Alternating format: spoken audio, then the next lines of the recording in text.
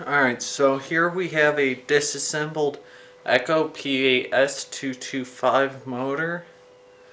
This motor locked up and I tore it apart a couple different times and it just keeps locking up, so decided I'd finally completely strip it down and be done with it. So to start, we've got the fuel tank, which, nothing too special there. Now this motor, it locked up about 40 minutes after I had it freed up. So we've got a fairly new spark plug, if that focused in on it. So again, nothing special there. Here we've got the carburetor.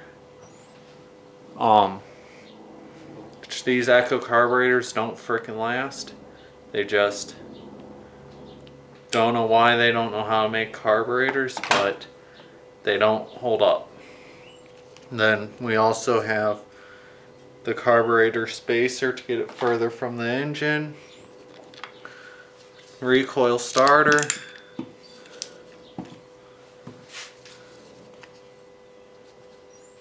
So, again, nothing too special there. Where did I put? Oh, here's the other piece for it. So, I don't care for this design constantly.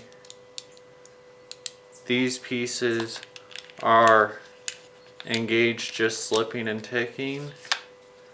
Not ideal for a long service life, in my opinion, compared to other ones that tabs come out from the recoil starter when you pull it to engage.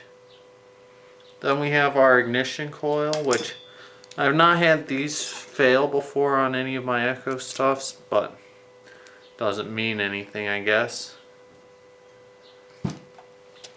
Muffler, which is pretty basic. I did notice there's more screws on here, so I don't know if this output can be taken off and changed or whatnot.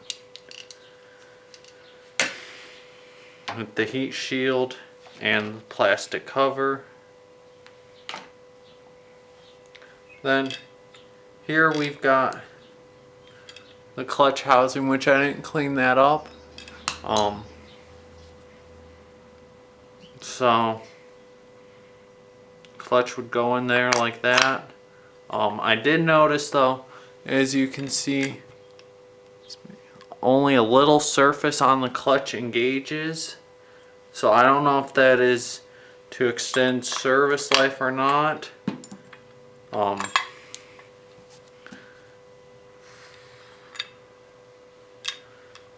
that's that. And then we've got flywheel, which is plastic with 2 magnets in it, and it has a lot of dust on it from the clutch. Now's where we start getting down to the bare bones. Here's our 2 pieces of the crankcase, which go together like so. They've got ball bearings in them, which are open on the inner side and are sealed on the outer side. Is a nice aluminum case. Then we've got our cylinder head, which, let me turn on this extra light.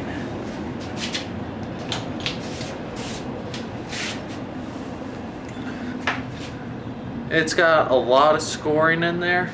Now I did notice, which I don't know how much of a difference it makes, you can see the air intake, the air going into the cylinder from the crankcase goes through these slots on the side and out holes way up in there.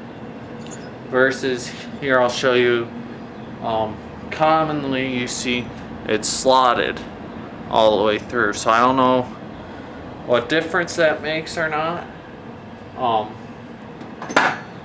Now, it's where my disappointments come. Here we've got the crankshaft with the piston on it. which it does have a domed piston, which I've not actually seen before in a lot of these two-stroke engines. Now, lots of points I'm disappointed in.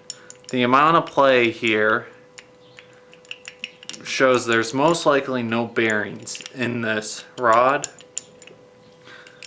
Single piston ring, which you can see there's lots of score marks all the way around this.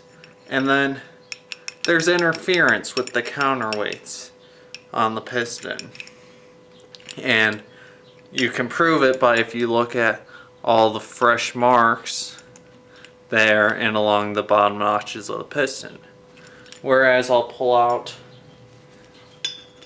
I've got a piston for that head on my keys, which this would resemble most of the two strokes I've torn down. Flat head, 2 piston rings. Then they've got needle bearings inside the rod, which again, this Echo, I haven't pressed apart the crank, but doesn't feel like it's got. Very disappointing. So there's potential to be had here, they just don't go for it. That's what I think of this Echo PAS 225 motor.